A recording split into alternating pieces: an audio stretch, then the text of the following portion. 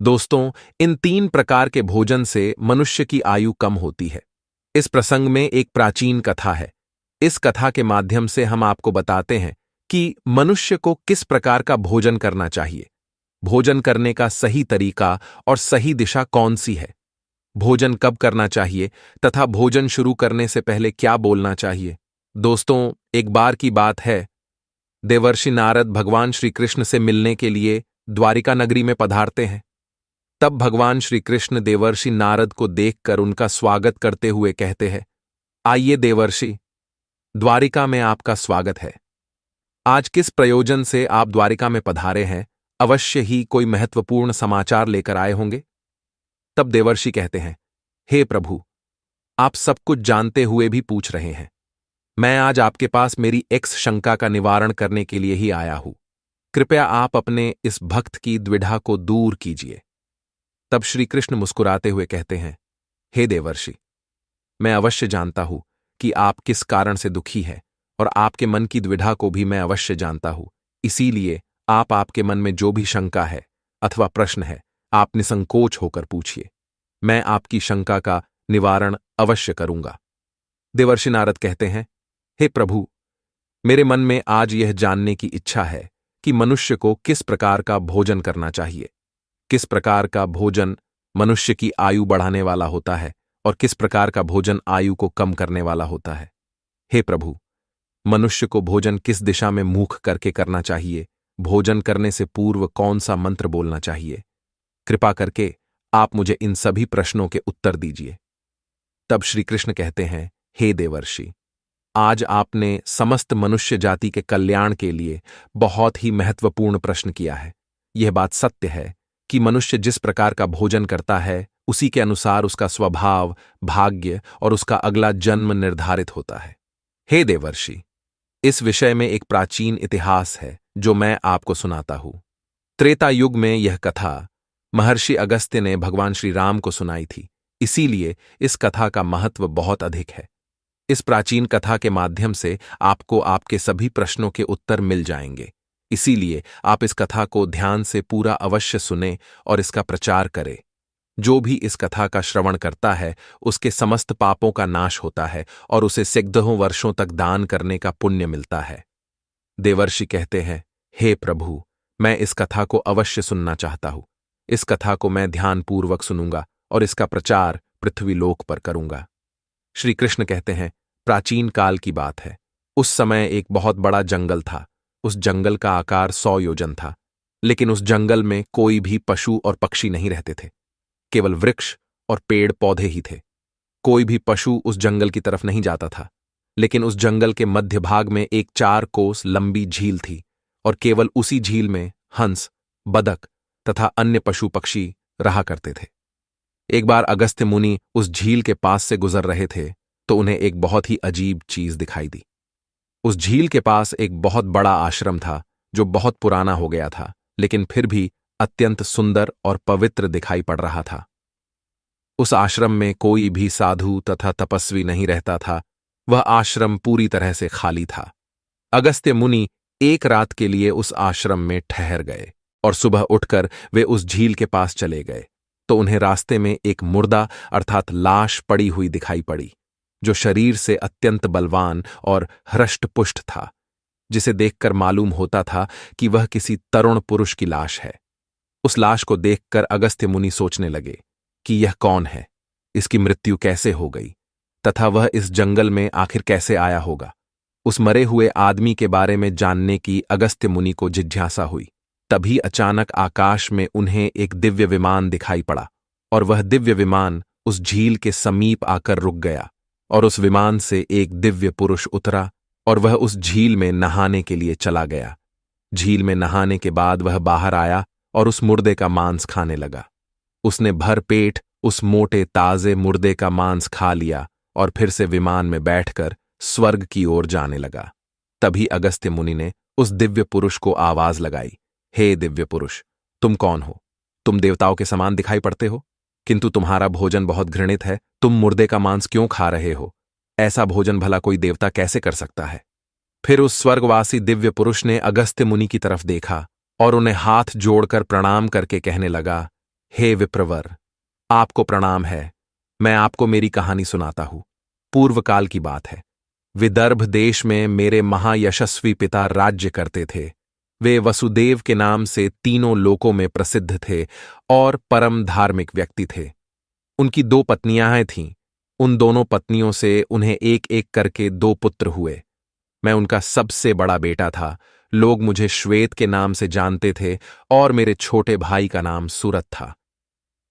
पिताजी की मृत्यु के बाद मुझे विदर्भ देश का राजा बना दिया गया और मैं वहां सावधानी के साथ राज्य चलाने लगा। राज्य करते हुए मुझे कई हजार साल बीत गए। फिर एक दिन मुझे वैराग्य हुआ और मैंने राजपाट का त्याग करने का निर्णय लिया और मृत्यु पर्यंत तपस्या करने का निश्चय करके मैं जंगल में रहने के लिए चला गया। अपने राज्य को मैंने अपने छोटे भाई सूरत को सौंप दिया और उसे राजा बना दिया। फिर इस झील के पास आकर मैंने कठोर तपस्या करना आरंभ किया। 80,000 वर्षों तक मैंने इस जंगल में तपस्या की और उसी के प्रभाव से मुझे ब्रह्मलोक की प्राप्ति हुई। लेकिन ब्रह्मलोक पहुंचने के बाद भी मुझे भूख और प्यास अधिक सताने लगी। मेरे सभी इंद्रिय तिलमिला उठे। फिर मैंने ब्रह्मलोक के सर्वश्रेष्ठ देवता ब्रह्मा जी से पूछा, हे भगवान, मैंने तो सुना है कि ब्रह्मलोक में किसी भी प्राणी को भूख और प्यास नहीं लगती है। फिर मुझे भूख और प्यास क्यों लग रही है? ये मेरा पीछा क्यों नहीं छोड़ रही है? कृपया आप मुझे बताइए कि मैं किस चीज का सेवन करूं। फिर ब्रह्मदेव ने कहा, हे राजन, पृथ्वी पर दान धर्म करने पर ही व्यक्ति इस लोक में भूख प्यास से मुक्त हो जाता है। लेकिन तुमने अपने जीवन काल में कभी दान नहीं किया, किसी भिखमंगे को भीख तक नहीं दी। तुमने राजमहल में रहकर भी द्वार पर आए अतिथियों को भोजन नहीं दिया।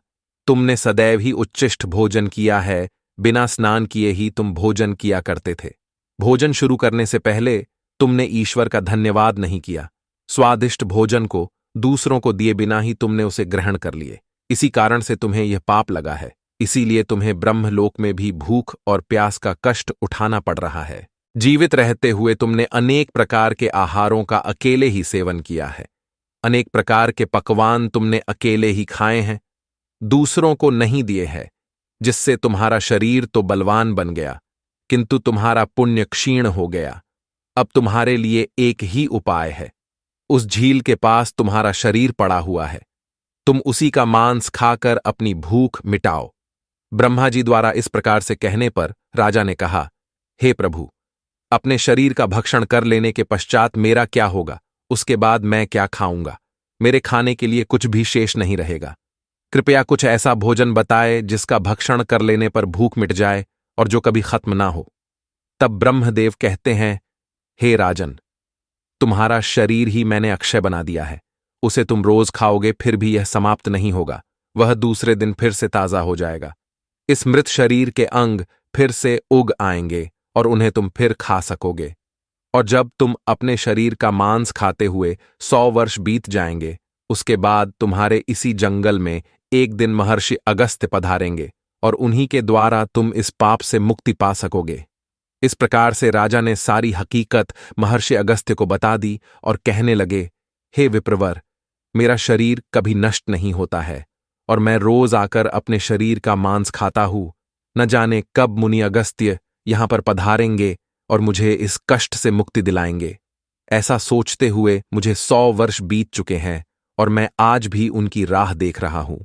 राजा श्वेत का इस प्रकार से कथन सुनकर महर्षि अगस्त्य बोले, अच्छा, तो तुम्हारे सौभाग्य से मैं यहां पर आया हूं।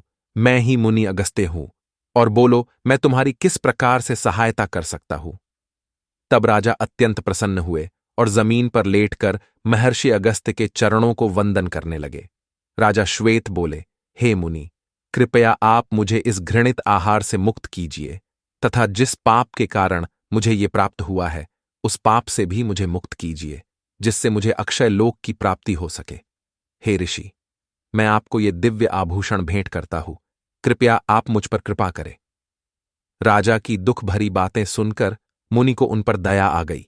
जैसे ही राजा ने वह दिव्य आभूषण महर्षि अगस्त्य के हाथ पर रखा, उसी समय उनका मृत शरीर अदृश्य हो गया और वे उस पाप से मुक्त हो गए। और फिर महर्षि अगस्त्य से आज्ञा लेकर वे उस दिव्य विमान में बैठकर ब्रह्मलोक को चले गए। इस प्रकार से उस राजा श्वेत को दान न करने के पाप से मुक्ति मिली। भगवान श्री कृष्ण कहते हैं, हे देवर्षि, इस प्रकार से उच्चिष्ट भोजन करने के कारण ही विदर्भ देश के महाराज को ब्रह्मलोक में रहने पर भी तृप्ति नहीं मिली और उन्हें पृथ्वीलोक पर आकर स्वयं का ही मांस खाना पड़ा। हे देवर्षि, अब मैं तुम्हें भोजन के नियम बताता हूं, आप इसे ध्यान से सुनिए। भोजन शुरू करने से पहले थोड़ा सा अन्न भूमि पर रखना चाहिए ताकि देवता, पशु पक्षी, सर्प, दैत्य तथा प्रेत पिशाच जो अपने कर्म बंधन से बंधे हुए हैं, उन सभी को अन्न की प्राप्ति हो। यदि भोजन करते समय कोई अतिथि आ जाए तो उसका स्वागत करे और उसे आसन देकर प्रणाम करके उसका सत्कार करे, फिर उसे श्रद्धापूर्वक भोजन कराकर विदा करे, क्योंकि जिसके घर से अतिथि निराश होकर लौट जाता है उसे वह अपने पाप देकर उसके शुभ कर्मों को ले जाता है। श्री कृष्ण कहते हैं, मनुष्य को पिता के घर में रहने वाली विवाहित कन्या, दुखिया और गर्भ धारण की हुई स्त्री तथा वृद्ध को भोजन कराने के बाद ही भोजन करना चाहिए। इन सभी को भोजन कराए बिना जो स्वयं भोजन ग्रहण करता है उसका भोजन पापमय बन जाता है। ऐसा व्यक्ति नरक में ही जाता है। जो स्नान किए बिना ही भोजन करता है उसका भोजन मलभक्षण के समान हो जाता है। जो बालक एवं वृद्ध आदि के हिस्से का भोजन करता है उसका भोजन विष्ठा के समान हो जाता है, और जो बिना दान किए ही भोजन ग्रहण करता है उसका भोजन विष के समान बन जाता है। मनुष्य को कभी भी दुराचारी व्यक्ति द्वारा दिया गया अथवा दूसरों द्वारा अपमानित करके दिया गया भोजन कभी भी ग्रहण नहीं करना चाहिए। मनुष्य को चाहिए कि परोसे हुए भोजन का अग्रभाग अग्नि को देकर ही भोजन करना चाहिए। भोजन को एकाग्र चित्त होकर करना चाहिए। प्रथम मीठा, फिर लवण और खट्टा और अंत में कटु एवं तीखे पदार्थों का सेवन करे। प्रथम 3 निवाले मौन होकर ग्रहण करने चाहिए। ऐसा करने से व्यक्ति के सभी पाप कर्म तुरंत नष्ट हो जाते हैं और भगवान की कृपा से उसे जीवन भर कभी अन्न की कमी महसूस नहीं होगी। श्री कृष्ण कहते हैं, पूर्व दिशा में बैठकर भोजन करने से व्यक्ति रोगों से और मानसिक तनाव से मुक्त हो जाता है। बीमार बुजुर्गों को पूर्व की ओर मुख करके भोजन अवश्य करना चाहिए।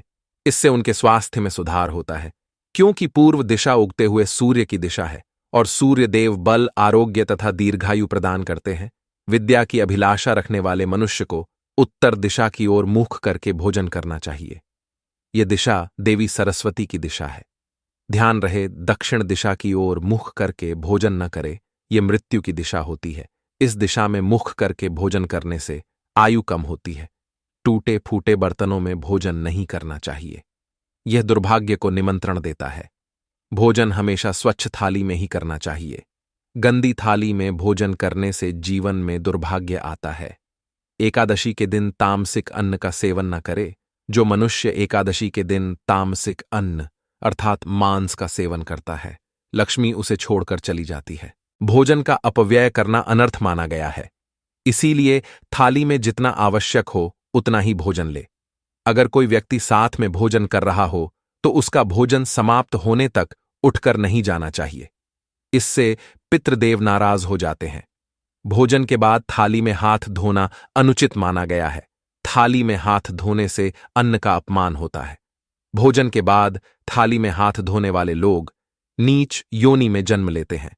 सबसे महत्वपूर्ण बात ध्यान रहे कि व्यक्ति को बिस्तर पर बैठकर कतई भोजन नहीं करना चाहिए। ऐसा करने से व्यक्ति कई प्रकार के रोगों से ग्रसित हो सकता है।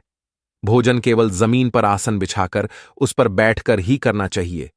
भोजन करते समय दिशाओं का ध्यान रखना बहुत ही आवश्यक होता है। यदि गलत दिशा में बैठकर अथवा गलत दिशा में मुख करके भोजन करने से व्यक्ति को उसके अनिष्टकारक परिणाम प्राप्त होते हैं। भगवान श्री कृष्ण कहते हैं, जिस भोजन के ऊपर से कोई पैर रखकर चला गया हो अथवा कोई व्यक्ति भोजन को लांघ कर गया हो तो ऐसे भोजन को कभी खाना नहीं चाहिए। ऐसा भोजन अशुद्ध हो जाता है।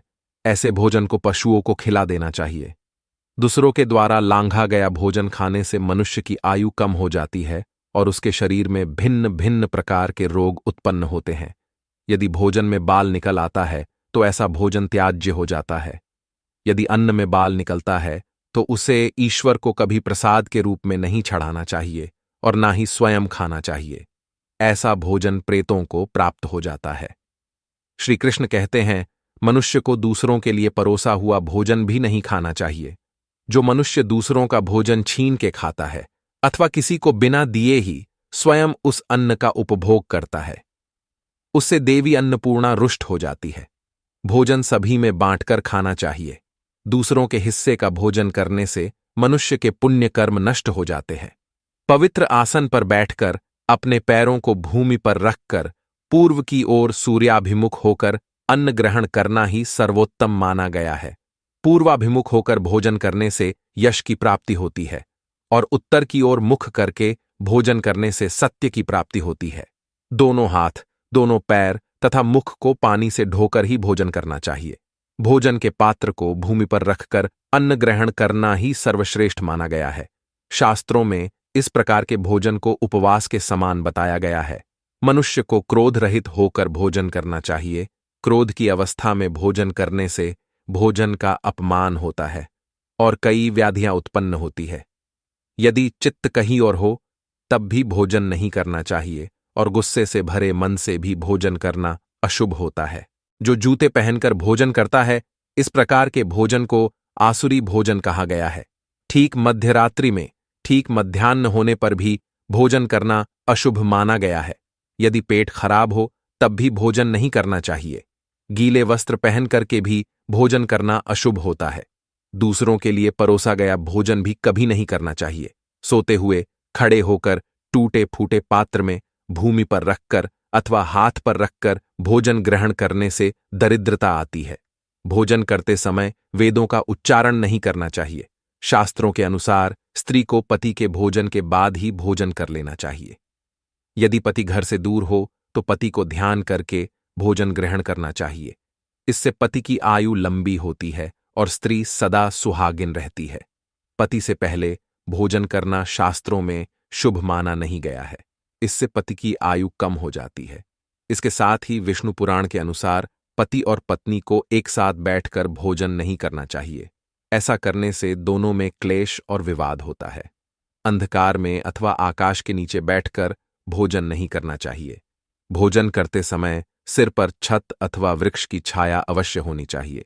केवल एक वस्त्र पहनकर भी भोजन करना अनुचित होता है अथवा नग्न अवस्था में भोजन ग्रहण करना अशुभ होता है। इससे जीवन में दुर्भाग्य आता है। सवारी पर बैठकर अर्थात किसी वाहन में बैठकर भी भोजन ग्रहण करना अनुचित होता है।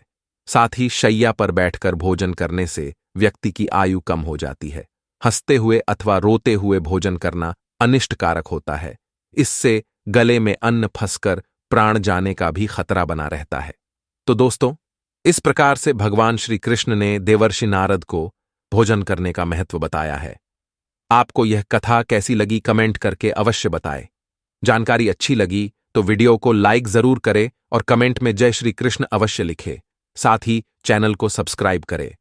आप सभी का धन्यवाद।